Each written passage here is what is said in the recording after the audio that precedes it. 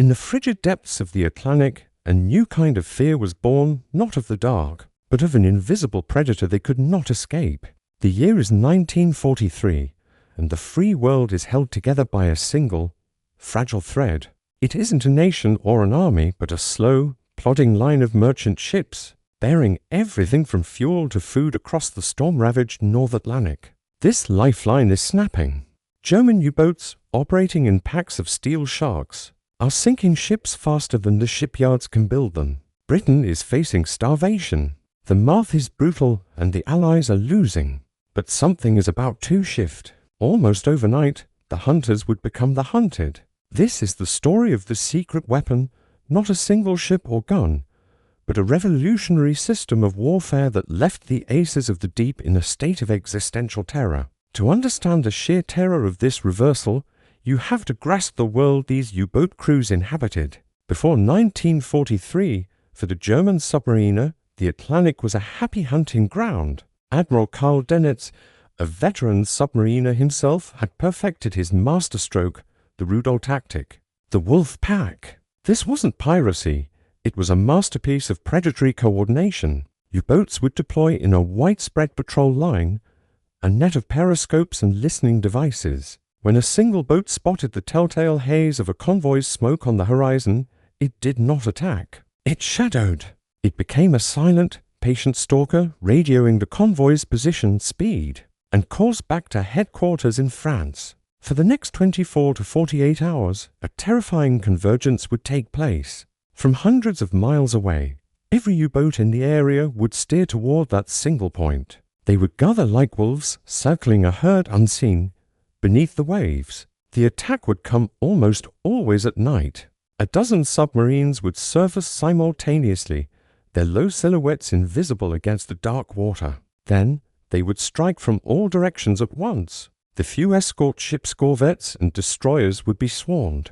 Chasing one contact would leave a gap for three more to slip into the heart of the convoy and fire their torpedoes into the fat, slow merchantmen. The night would erupt in orange fireballs, the screams of men, and the hiss of sinking steel. For the Allied sailors, it was a waking nightmare. For Dönitz's men, it was Die Glücklichkeit, the happy time. But this immense predatory strength was built on a fragile biological fact. The U-boat was not a true submarine. It was, in essence, a torpedo boat that could hide.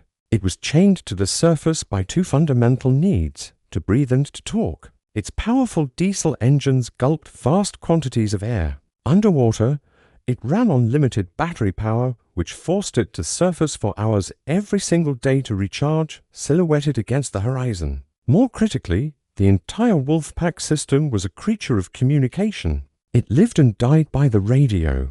Constant signals were its nervous system, contact reports, positional updates, attack orders from Dönitz himself.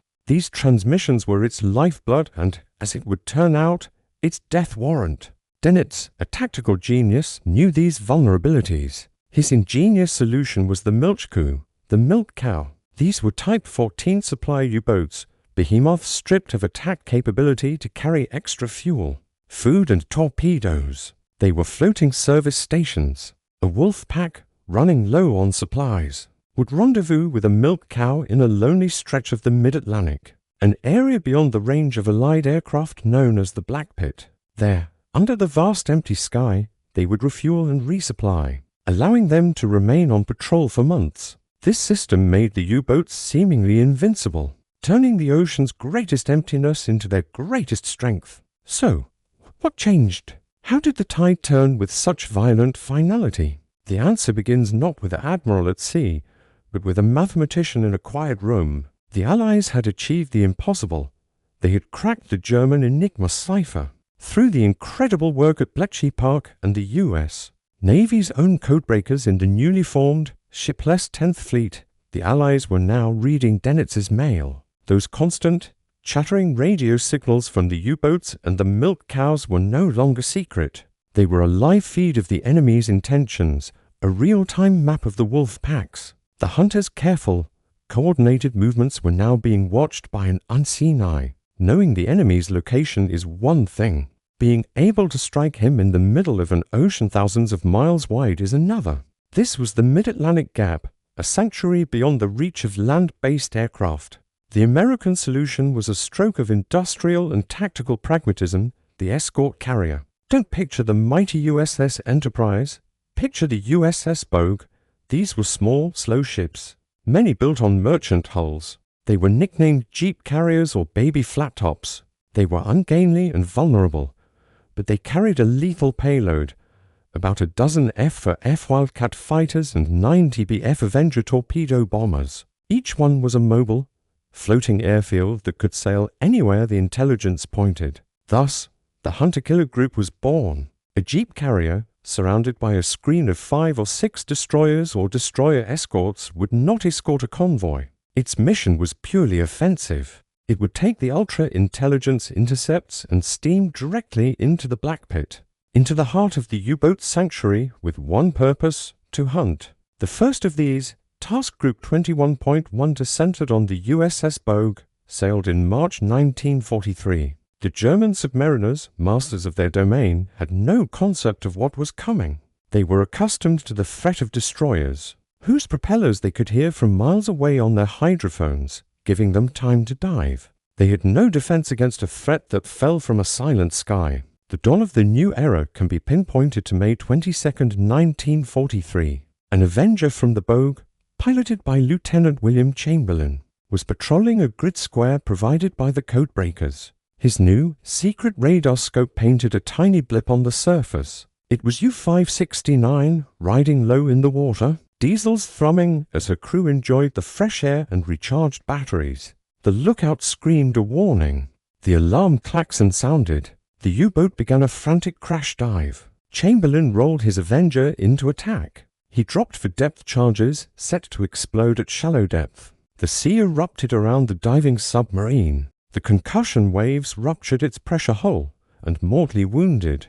U-569 bobbed back to the surface. As another Avenger circled, the German crew scrambled out, waving white flags of surrender. When rescued by a Canadian destroyer, the survivors were in a state of profound shock. Their interrogators noted they were fixated on one bewildered question: "How did you find us?" It was as if you could see through the water. This was their first encounter with the hunter-killer's trio of secret weapons. The first was that new radar, the Cinematric ASV Mark III. German METOX radar detectors were tuned to the older, longer wavelength Allied radar. The new Cinematric radar signal was like a whisper they were deaf to. An Avenger could be lining up its attack run before a lookout ever saw it. The second weapon was high-frequency direction finding, HFDUF. This equipment was mounted on the hunter-killer group's escort ships. The moment a U-boat captain pressed his radio key to send a coded burst, even a half-second ping to report a weather update, the HFDUF operators onto different ships would get a precise bearing on the signal. Cross those two lines on a map, and you had the U-boat's location. The very act of communicating, the essential glue of the wolfpack, now drew a line straight back to the sender. Dennett's nervous system was being used to trace his every nerve ending. But the third weapon was the most psychologically devastating, the FIDO. Officially the Mark 20 for mine, this name was a deliberate misdirection. It was not a mine, it was the world's first effective acoustic homing torpedo. Dropped from an Avenger, it would parachute into the water and sink.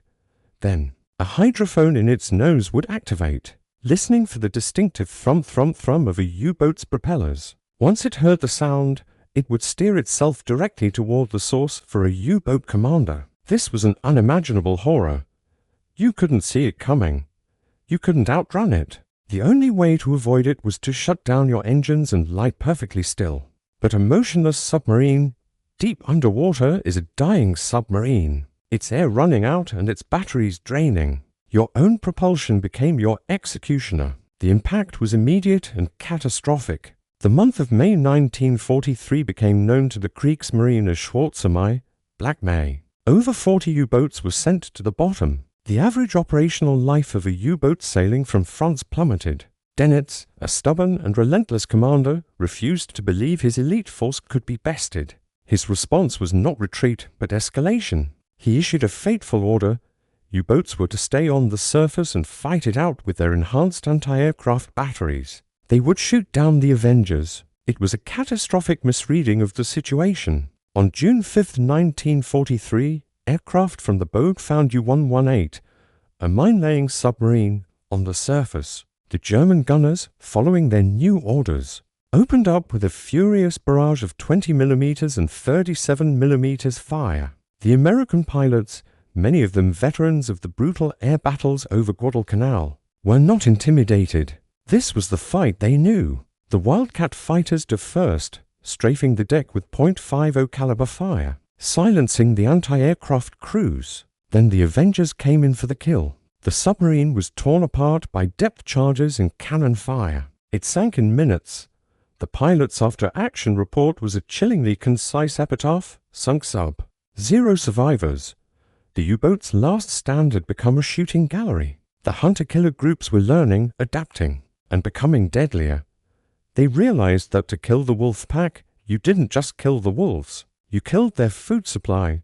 The milk cows became the highest value targets. Without them, the attack boats would be forced to abort their patrols and limp home, starving for fuel. This doctrine was perfected by the most lethal of the hunter-killer groups, the USS Card, and her escorts under Captain Arnold Buster Isbell.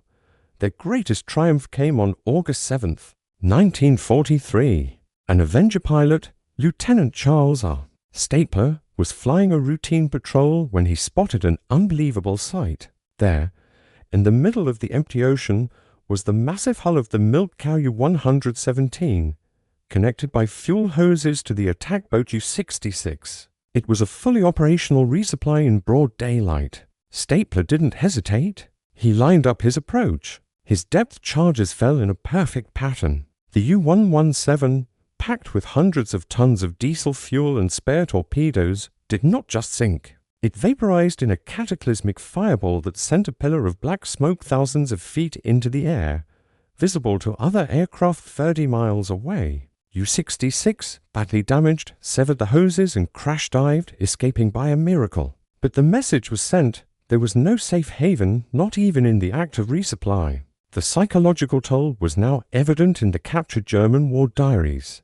A creeping, demoralizing fear replaced the once swaggering confidence. One captain wrote, "The enemy is everywhere. He arrives without warning. We surface to breathe and he is there. We transmit a signal and he finds us. We hide in the deep and his listening weapons find us. We are no longer hunters. We are prey." Veteran aces, men who had been legends since 1939, were being pulled from the front lines, suffering from exhaustion and a grim understanding that the tactical landscape had irrevocably shifted against them. This desperation bred battles of surreal and primal ferocity.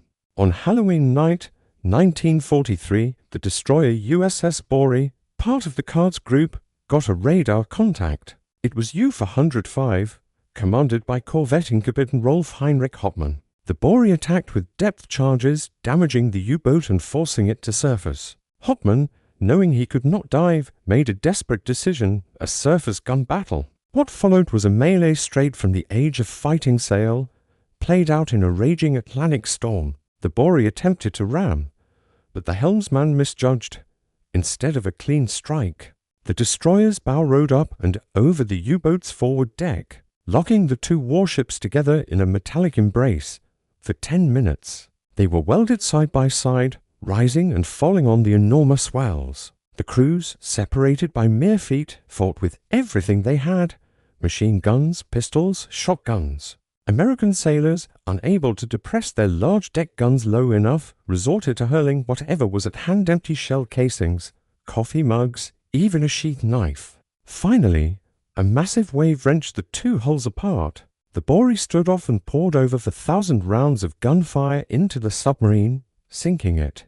But the Bory was mortally wounded from the collision. Her hull was slashed open. The next day, her own crew had to abandon her and send her to the bottom. It was a mutual kill, a testament to the savage, close-quarters desperation the hunter-killer campaign had unleashed. By 1944, the endgame was clear. The average U-boat crew was now young, undertrained, and sent to sea in what they grimly called iron coffins. The veteran talent was gone. The hunter-killer groups, meanwhile, had multiplied and were prowling with experienced efficiency. Yet the final, symbolic end of the U-boat's myth came not with a sinking, but with a capture. Captain Daniel V, gallery of the USS Guadalcanal hunter-killer group, had a wild idea. He wanted to board and seize an enemy U-boat intact. On June 4, 1944, 2 days before D-Day, his group located U-505 off the coast of Africa. They hammered it with depth charges, forcing a catastrophic emergency surface. As the German crew, believing the boat was doomed, poured out of the hatches and abandoned ship, Gallery gave his order. A boarding party from the destroyer Escort USS Pillsbury sped over in a whaleboat. Led by Lieutenant Albert David, they leaped onto the slippery, circling deck of the still-moving submarine. Storming down the conning tower, they found the boat flooding, with scuttling charges set to explode. In an act of extraordinary bravery, they located the charges, ripped out the fuses, and found the sea valves, closing them just as the water reached their chests. They had done the impossible, captured an enemy warship on the high seas in wartime. The intelligence coup was beyond measure. They captured U-505 completely intact, its Enigma machine, its current code books, its operation manuals, and even its new acoustic torpedoes. Every remaining secret of the U-boat arm was now laid bare. The boat itself was towed to Bermuda, its capture kept secret until the war's end. Today, it rests in the Museum of Science and Industry in Chicago, a permanent trophy of the hunt. When the vast D-Day invasion fleet sailed for Normandy just days later, it did so without significant threat from the once dreaded wolfpacks. The Battle of the Atlantic was won. The hunter-killer groups, built around those unglamorous jeep carriers, had achieved more than a military victory. They had pioneered a new form of integrated warfare. They fused signals intelligence, aerial reconnaissance, surface naval power, and cutting-edge weaponry into a single, devastating system. It was a blueprint for the future, the direct ancestor of the modern carrier strike group. The cost was staggering. Of the 40,000 men who served in the German U-boat arm, 30,000 never returned, a 75% casualty rate, the highest of any military force in the war. Their courage was never in doubt. But the story of the hunter-killer groups proved a cold, hard lesson of industrial-age conflict. Individual bravery and tactical brilliance are helpless against a superior, synchronized system. The lone wolf, no matter how cunning, cannot survive the intelligent, relentless, and coordinated pack. If you were a U-boat captain staring at a seemingly empty horizon, which of these invisible threats, the radar you couldn't detect, the radio direction finder that traced your voice, or the homing torpedo that followed your sound would have haunted your dreams the most? Let us know in the comments. If you found this deep dive into a turning point of modern warfare compelling, please give this video a like. It helps the channel winds of thought immensely. We are dedicated to unraveling the complex stories where technology, strategy, and human courage collide. Subscribe and hit the bell so you don't miss our next exploration into the pivotal moments that shaped our world. Thank you for watching.